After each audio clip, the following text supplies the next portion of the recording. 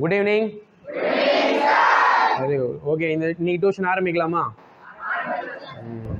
Sir, நம்ம tuition ஆரம்பிக்கிறதுக்கு முன்னாடி ஒரு கடவுள்கிட்ட ஒரு சின்ன ப்ரேயர் பண்ண ஆரம்பிக்கலாம் சார். அது ப்ரேயரா? ப்ரேயர் யார்கிட்ட பண்ணுவீங்க? கடவுள் ஒருத்தர் இருந்தால் தானே ப்ரேயர் பண்ணுவீங்க.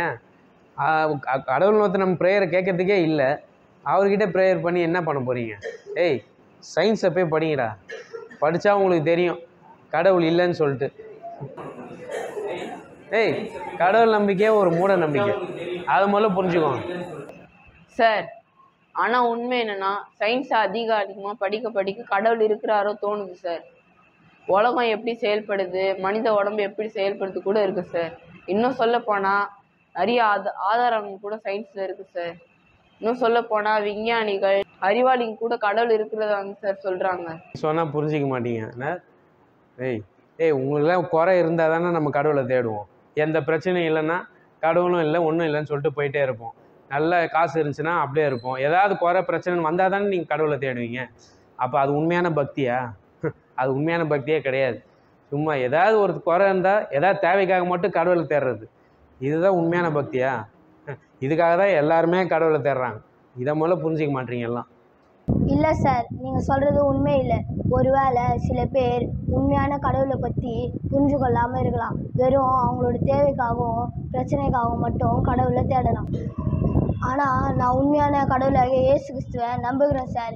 நான் என்னோடய தேவைக்காகவும் என்னோடய பிரச்சனைக்காகவும் அவரை தேடலை சார்.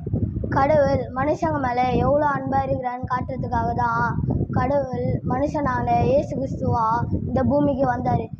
மனுஷங்க படுற கஷ்டத்தை எல்லாம் அவரும் அனுபவிச்சார். நான் கடவுளை தேடுறது என்னோட சுயநலத்துக்காக இல்லை சார், அவர் மேலே வச்சுருக்க அன்புனால. நான் அவர் கட்டளைகளுக்கு கீழ்ப்படிந்து அவருக்கு பிரியமாக வாழணுன்றதுக்காக சார் கடவுளை நான் தேடுகிறேன். ஓ அப்படியா? அப்படிலாம் ஒன்றும் கிடையாது. கடவுள் வந்து எங்கே தண்டிச்சிருவாரோ, ஐயோ சாமி வந்து என்னை தண்டிச்சிரும் அப்படின்னு பயந்து தானே நீங்களாம் கடவுளை கும்பிட்றீங்க. வேறு எதுக்காக நீங்கள் கும்பிட்றீங்க? ஐயோ கடவுள் வந்து திடீர்னு தண்டிச்சிருவார் எங்கே அப்படின்னு பயந்து தான் நம்ம கடவுளை இது பண்ணுறோம். அது ஒரு காரணத்துக்காக தான் கடவுள் இருக்காருன்னே நம்புகிறோம். இல்லைன்னா கடவுள் தண்டிக்கலைன்னா நான் பாட்டு இஷ்டத்துக்கு இருப்பேன், அதுதானே. இது சும்மா கடவுள் இருக்காருன்னு சொல்ல வேண்டிங்க எல்லாம். கடவுள் என்கிட்ட எதிர்பார்க்கிற நல்ல குணங்களை நான் வெளிப்படுத்தாமல் போயிடுவேன்னு சொல்லி தான் கடவுளை தேடுறேன். இது நான் அவர் மேலே வச்சிருக்கிற அன்புனால வர பயம் சார். நான் எப்போல்லாம் கடவுளுக்கு பிரியமாக வாழணும்னு நினைக்கிறேனோ அப்போல்லாம் எனக்கு நிறைய பிரச்சனைகள் வரும் சார். ஸ்கூலில் ஃப்ரெண்ட்ஸ்லாம் கூலிப்பு அப்புறம் இந்த சரக்கு இது மாதிரிலாம் யூஸ் பண்ணுறப்ப நான் இது மாதிரிலாம் போகாமல் இருப்பேன் சார். அப்போ வந்து என் ஃப்ரெண்ட்ஸ் வந்து என்னை பார்த்து கேலி கிண்டல்லாம் பண்ணுவாங்க. நீலாம் ஒரு ஆம்பளையே இல்லை, எதுக்கு இந்த மாதிரிலாம் இருக்கிற, எல்லாம் பண்ணு அப்படின்னு சொல்லுவாங்க சார். ஆனாலும் நான் எனக்கு பிடிச்ச மாதிரி நடந்துக்காமல் என் ஃப்ரெண்ட்ஸுக்கு பிடிச்ச மாதிரி நடந்துக்காமல் கடவுளுக்கு எது பிடிக்குமோ அது மாதிரி தான் சார் நான் நடந்துக்கிறேன். சும்மா நிறுத்துக்கடா. இன்னும் என்னை பற்றி என்ன தெரியும் உங்களுக்கு? என் வாழ்க்கையில் எவ்வளோ கஷ்டம் வந்திருக்குன்னு தெரியுமா?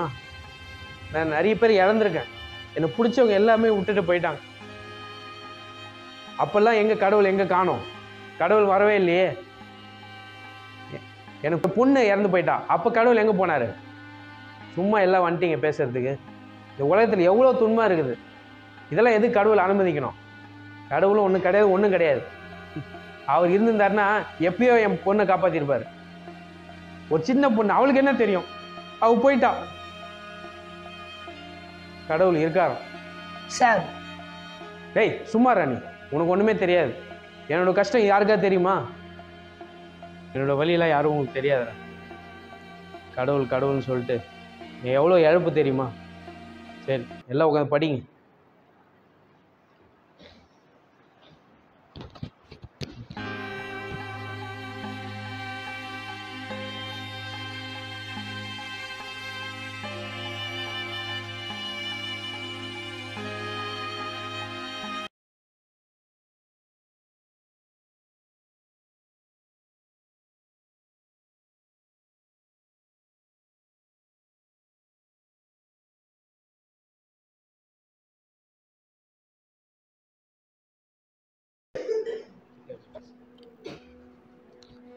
சார், உங்கள் வாழ்க்கையில் நீங்கள் சந்தித்த இழப்பு ரொம்ப பெருசு தான். உங்களுடைய சோகம் எனக்கு புரியுது. ஏன்னா என்னுடைய வாழ்க்கையிலையும் நான் நிறைய இழந்திருக்கேன். நான் அதிகமாக நேசிக்கிற என்னுடைய அம்மா, என்னோடய தங்கச்சி 2 பேருமே இன்றைக்கி உயிரோடு இல்லை. நானும் ஏன் ஆண்டவர் இப்படி ஒரு வழி எனக்கு கொடுத்துருக்கீங்கன்னு அவரை கேள்வி கேட்டேன். ஆனால் போக போக கடவுளுடைய அன்பு என்னை ஆறுதல் படுத்திச்சு, என்னுடைய தனிமையை போக்கிச்சு, என்னுடைய இருதயத்தை திருப்திப்படுத்திச்சு. என்னுடைய வாழ்க்கையில் நான் அடுத்த கட்டத்துக்கு போக எனக்கு உதவி செஞ்சுது. மனுஷங்களுடைய உறவு நமக்கு தேவைதான், ஆனால் இந்த உலகத்தில் இருக்கிற எல்லா உறவை விட கடவுளுடைய உறவும் அன்பும் தான் மேலானது. நானும் நீங்களும் மட்டும் இழப்பை சந்திக்கல. இந்த உலகத்தில் இருக்கிற பல பேர் அவங்க வாழ்க்கையில் பல உயிர் இழப்புகளை சந்தித்தா கூட கடவுள் மேல் இருக்கிற அவங்க நம்பிக்கை கைவிடலை.